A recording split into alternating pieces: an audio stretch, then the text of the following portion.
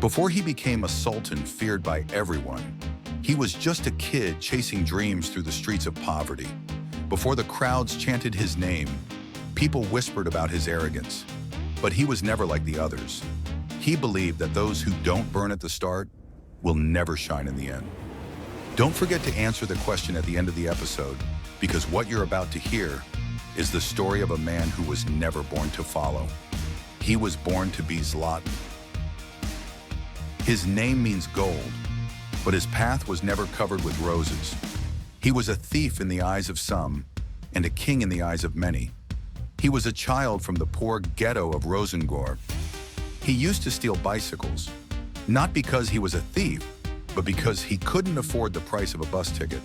They told him, "You're too tall, undisciplined. Your dreams are bigger than your talent." But he was determined to write his own legend with his own hands.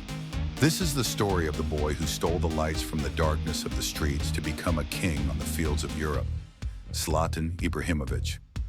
In Malmö, Sweden, where poverty ruled, football was the savior.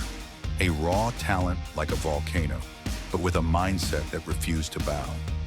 He received an offer from the great Arsenal of England, but young Zlatan had a different opinion.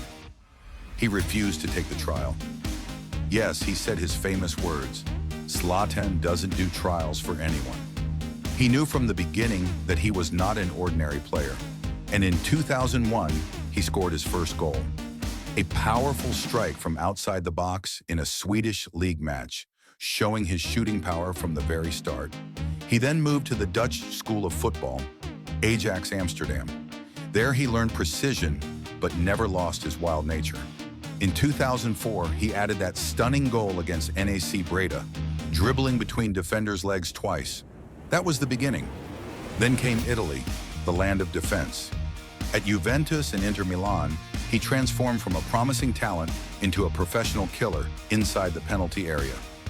Under the command of the maestro Mourinho, the world heard those historic words. "I sold them the sniper and gave him a rifle." When he scored his famous goal against Roma in 2006, a rocket shot from outside the box, it showed his absolute power. But the real Zlatan could never be contained. He moved to Barcelona, the biggest club in the world, and scored his goal against Real Madrid in 2010, a strike past Iker Casillas after a cross from Dani Alves. The harmony wasn't perfect, but he learned and delivered. Then came Regresso a Casa, the return home, but this time to Milan, to write another legend. With the Rossoneri, he regained his glory and magic. His goal in the Derby della Madonnina was the true coronation of the Sultan of Milan. And in Paris Saint-Germain, he wasn't just a player, he was a project. He became a club legend and its top scorer in history. He broke records the same way he broke his opponent's nets. Then came his goal against Anderlecht in the Champions League in 2013, a shot from 30 meters away, after which he said to the world with full confidence, "I came like a king, and I leave like a legend." And indeed, he did. Many thought the journey was over when he went to Manchester United. But in England, despite a severe injury, he scored in the Manchester Derby and brought home the Europa League trophy. Then came the surprise no one expected. His return to Milan once again, at the age of 40.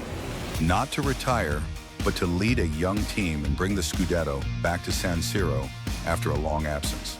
He added his goal against Cagliari in 2021, a powerful header showing his legendary longevity. He was living proof that willpower is stronger than the body. Behind all those stunning goals and bold words, there was a different man, a loving father, a dutiful son, and a man of his word. He built the name Zlatan into a global brand, but he never forgot that little boy who once stole bicycles in Rosengård. And that was the story of a man who turned hardship into greatness. From the streets of Rosengård to the grandest stadiums in Europe, Zlatan Ibrahimović proved that confidence, determination, and a fearless heart can rewrite destiny itself. Now it's your turn. Tell us in the comments, what do you think of Zlatan as a player?